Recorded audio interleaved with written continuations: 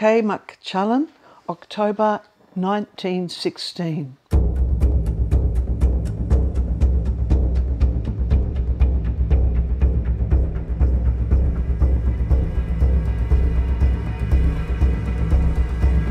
While I was in the army, we had to do military history, and that got me onto the military side as well as just general history. And but then, as I started to realise that all those photographs in my family albums meant something, there were people in uniform, my grandfather and great uncle, and I realised they were in the Serbian army, and they were in something called First World War, or the Balkan Wars even before, and it just sort of stayed in the background. I started to realise that there were Australians involved in Serbia in World War I as well.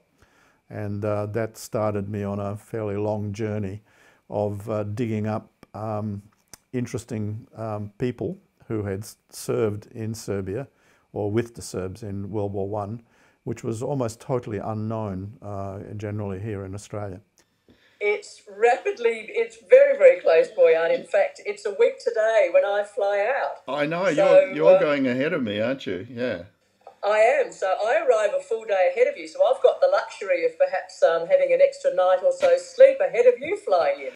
I guess we'll have a little bit of elevation there, though, won't we? Where I did see around Anissa and so on in the southern areas that it's probably a little bit cooler, but we'll cope. No, you're right. We are going south, but we're going up as well. You're right.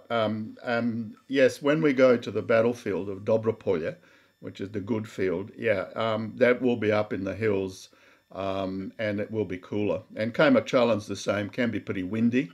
So I'd make sure you've got a parka or something that you can put on. First Australians that arrived in Serbia in late 1914 were mainly women. In many cases, for example, in the example of the Scottish women's hospitals, these were women who came from a background of being suffragettes. We have an Australian who became a famous author afterwards, Stella Miles Franklin, after who is named the highest literary award in Australia. Miles Franklin volunteered to serve in one of these Scottish women's hospitals with Mary de Garis, who is great niece is coming with me to Belgrade. One of the most awful things that I learnt, and then I've been telling other people through these books and so on, is that Serbia suffered the highest rate of death proportionate to population of all participants in World War I. Although Cocky came from a very privileged and wealthy family, none of them felt that that was of any great value in itself. There wasn't a sense of this is a really superior way to live. There was a real sense that it was something given, not something they owned. And thinking about Cocky in her life in Serbia, which was the happiest time of her life, I think that just epitomises that she, and we too, we don't hold on to that privileged background. It's like the real world is about real people, and I think Cocky really felt that, and she so loved Serbia and so loved those people that she lived with and worked with. The medal, it's a Royal Order of St. Sava, is given to people who are contributed in humanitarian sort of way to the betterment of the Serbian people.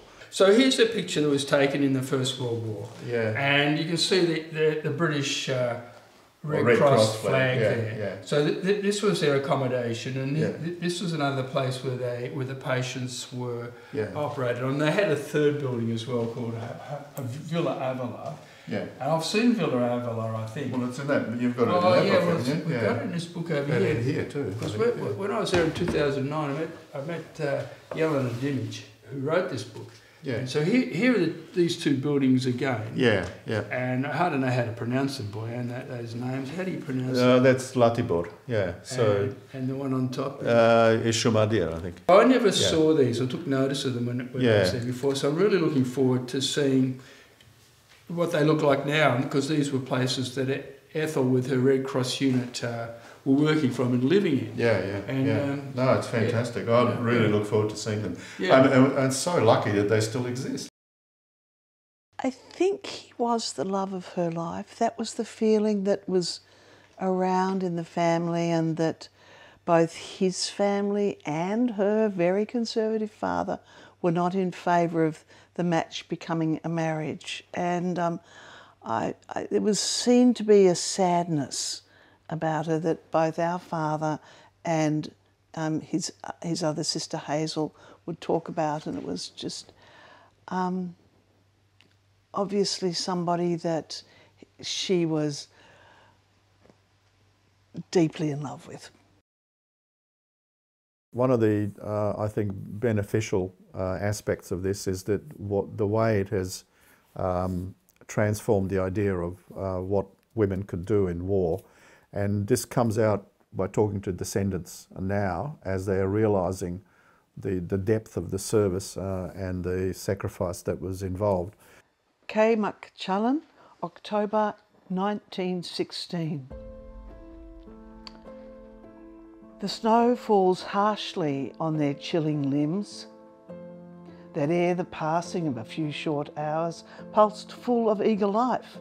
Ah, God, if I were God, I'd open wide the door of heaven and make it rain soft flowers, sweet with the breath of their own blackbirds' plain. Sun-kissed and glowing, to make warm again the last retreat of those who fight no more. Hast thou no mercy? Even mankind knows that might should ever help to weakness show. And yet, thou God Almighty, didst allow these helpless heroes here to give their lives, here when but a few hours' march from home.